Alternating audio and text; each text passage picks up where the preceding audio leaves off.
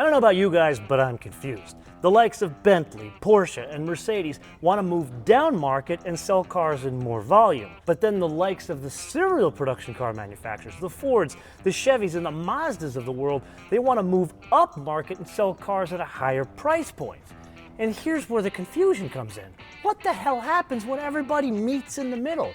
Are we going to buy a car on brand, or are we really going to buy the car on the merit of the vehicle that it is? Today, you and I are going to try to answer that question.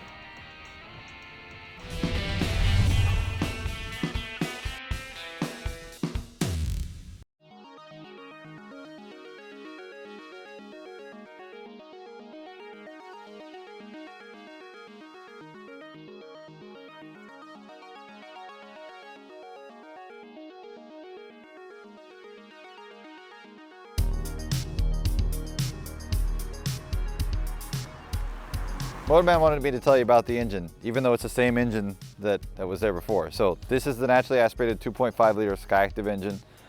It's 13-to-1 compression. It's super responsive, torquey, direct. That's how we roll. And horsepower and torque? It's got some of those. 186 and 186, right? Or there might be one, I might be wrong by one, and then someone's gonna be all pissed off. It's 186 and 186. You sure? I'm pretty What's sure. the wheelbase? I don't know. I don't know the lane. So let's just get to driving the car then. Yeah. Let's make things further complicated by adjusting the elevation a lot. In and around the Lake Tahoe area, I have a bit of a straight here, the best I could find. Let's dig deep. As we discussed with Dave, no turbo. Doesn't really present a problem, especially up here in higher elevation. Delivers power well, what you would expect, a bit better than in the 2.5 application in the Mazda 6, because obviously this is a lighter car. God, it is good to be back in a Mazda 3. You forget how good these things are. Everyone's really curious why we put a torsion beam in the back of this car when we used to have a multi-link. People are freaking out thinking that it means that we're no longer into having cars that are fun to drive. We just want it to be cheap or something. That is absolutely not it. We came to the torsion beam trying to get a better ride handling balance where it can actually have a better ride and better handling. Totally counterintuitive that a torsion beam ended up being the right answer, but it did, and there's lots of medical science behind it. MotoMan wanted me to explain the whole torsion beam thing in the short version. As you can see, I was completely unable to pull that off. So there's going to be a tech review where I explain it in depth, and you should click on that. Full disclosure, I have no idea what Coleman just told you about that driving dynamic setup, specifically our torsion beam in the back. So let's just, you and I, talk amongst us chickens. Put aside the marketing mumbo jumbo, it works. It's about the tuning. Let's gain some speed here. Please don't try this at home. I'm gonna brake just before going into this turn and then dive aggressively into it. Notice, there is not a huge amount of lean here. You try that, remember that Corolla we just drove? If we did this in that Corolla, you'd get a ton of lean coming around this turn here. Here it's beautifully measured.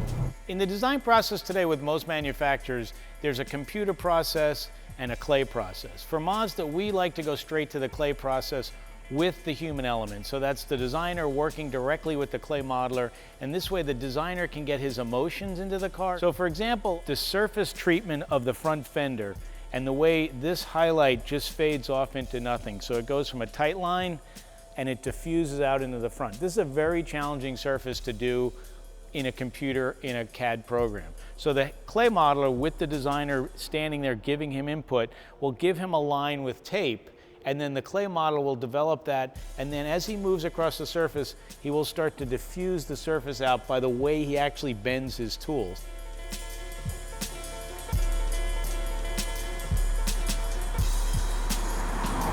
So Coleman, Ken, and some of the other presenters at Mazda went into the absolute minutia of what impacts driving. Not driving dynamics, but driving. Things like seating position, visibility, that kind of stuff. And a couple of those things do actually work. Like, for example, the steering wheel. Not the steering, but the steering wheel itself. The way it's shaped, it's a little bit deeper, but more importantly, there's more adjustment range to it. Like in the telescopic adjustment to it, it's 10 or 20 millimeters more adjustment so you can get it closer or farther away. And I have to say that translates to more of a natural feel. Dare I say, it's almost like the sport option steering wheel in the 911. Not quite there, but you get that general feel. All right, so everyone always wants to know how much torque can go to the rear on an all-wheel drive system. That's not as easy a question as you think it is. We can lock up the coupling between the front and rear wheels so that the torque is evenly distributed, which you would think is 50-50. But say you're pulling out of the fancy driveway at the ski resort and the driveway is heated bricks and the street is ice. As soon as those front tires hit ice, if it's locked together, all the torque goes to the back. So it's kind of a confusing thing. But here's the kind of basic answer is we can lock that coupling, and the coupling is strong enough to handle the maximum torque output of the engine multiplied by first gear, which is to say it'll lock up all the way if we want to, and it's not going to slip. I almost feel like you and I shouldn't waste our time talking about the steering, being Coleman had a hand in its development, but we have to because Mazda had the balls to put us in this car on these roads. Come on, it's a C-segment car. How many C-segment cars are really going to be doing this? Most cars in this segment, they have a vague feel as you push them around turns like this. Even around town, they're overboosted.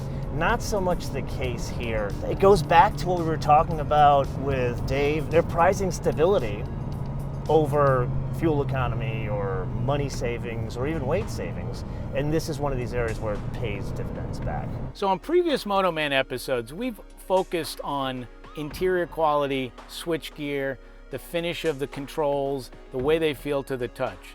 In this design, we've put the same attention to detail in the steering wheel switchgear, from the toggle switches to the detent. All the switchgear in the steering wheel actually has 3 functions. Moving to the Master Commander, which is a really important part of the interior design, we put a lot of attention to not just the tactile feel, but the materials that we actually use in the Master Commander. So there's a lot more rubber in this part, there's a lot more metal in it than we've used in the past. We've really focused on making it feel like you would like in a high-end stereo system. The knobs on a high-end receiver, for example. That was what our main focus was, and a lot of our inspiration of the switchgear in the interior of the Mazda 3. So you and I have talked about a head-up display in many cars and many times before, not exactly new here, just the placement in this case. But where Mazda breaks from the current trend of head-up displays is what information is displayed where and when. And it's not just the head-up display, it's here and here. They kind of have a division of church and state.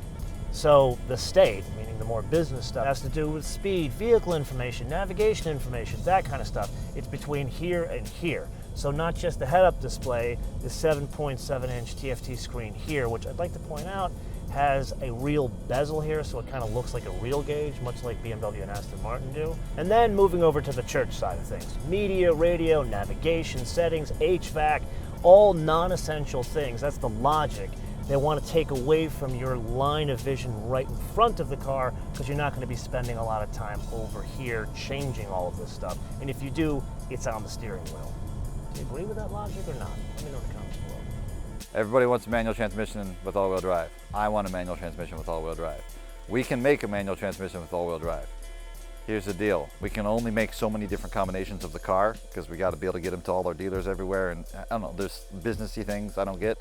So if you want a manual transmission with all-wheel drive, you go to the dealer and you wave money at them and you say, I'm going to give you this money if you give me a manual transmission with all-wheel drive. Otherwise, forget it.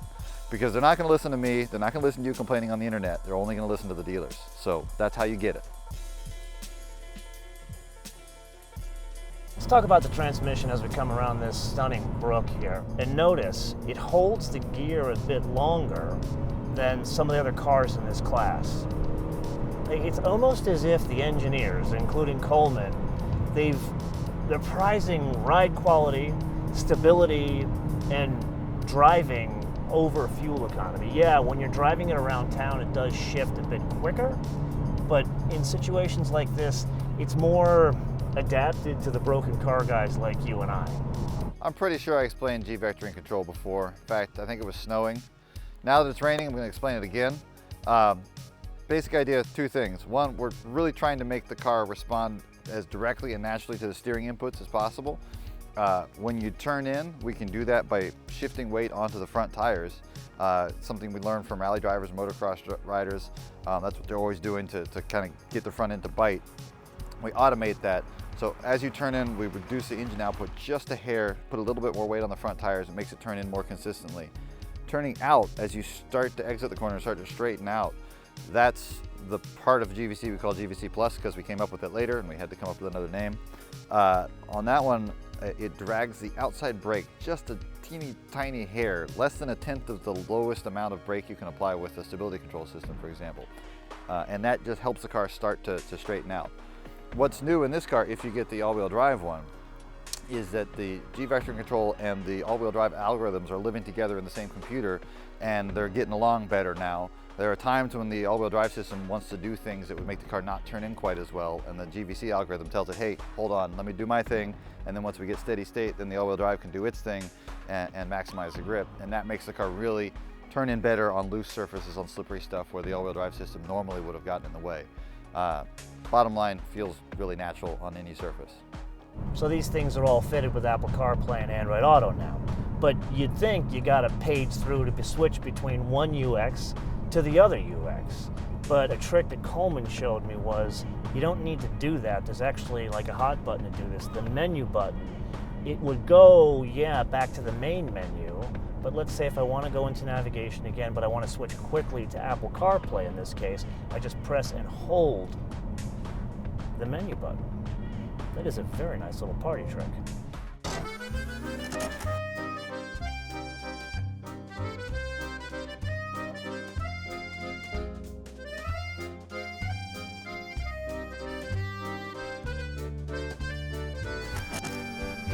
You know when you pull up to a light and you see a hoopty next to you, or really you hear the hoopty next to you, and you're thinking to yourself, no matter how old you are, how the hell could you listen to music like that? Because it's not the music that's the problem, it's the car is rattling.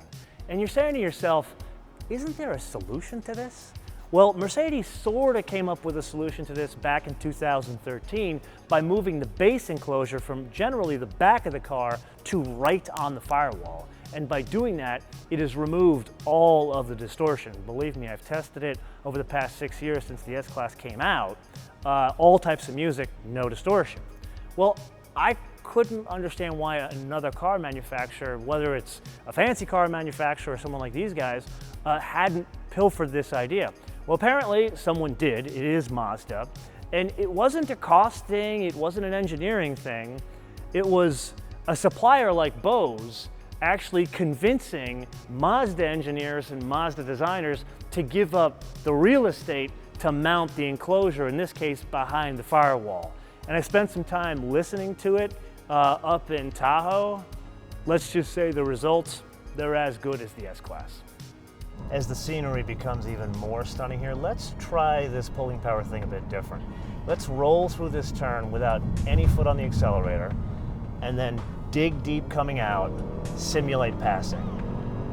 There's slight hesitation, kind of like we saw on that Mazda 6, but it's not as much, obviously, because we have some weight reduction. So would it work around town? Would it work in passing power on the freeway? Absolutely. It's time you and I took stock.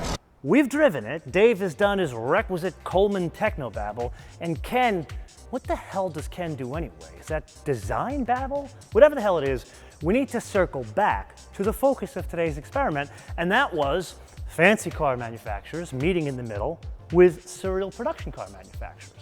And to illustrate this point, I need to refer you to something that does not exist.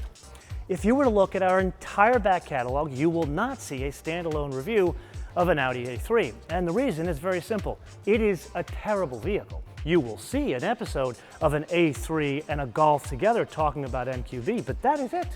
You see, the problem with the A3 is Audi engineers, they went to their management and the management said back to them, you need to engineer us a car that is to a, not just a price, but a lease payment. And the reason why you see so many of them out there is because they indeed engineered a dreadful vehicle, but the reason why so many people lease it is because it's a small lease payment with a fancy badge on the front. Which brings us back to our little Mazda. This is not about meeting in the middle. It's not about what the Mazda marketing folks want to tell you. Instead, this is really about you. Are you willing to trade a very cheap lease payment for an abysmal vehicle because it has 4 rings on the front? Or are you willing to save a couple of bucks, buy a better car that is better than everything else in its segment, and can compete effectively, better in some cases, than low-end luxury cars? And oh, by the way, it looks really cool and it's fun to drive. So that's the question I'm going to leave you with. Let me know in the comments below or via our social media, MotoManTV all word, MotoManTV all word, Facebook, Twitter, and Instagram. And with it, I am going to leave you with 2 things. Number 1, as you could imagine, Coleman, I think I ran out of hard drive space, he spoke so much, and same with Ken. So we're going to have to do another episode on this car. We're doing a tech review, but I'm going to introduce you to a new guy from Mazda who is cooler than Ken and Coleman put together, and we're going to drive the thing in the snow. Yeah, that's an episode coming up. In the interim, Kumo and I are going to go drive this. So until we see you next time, bis später.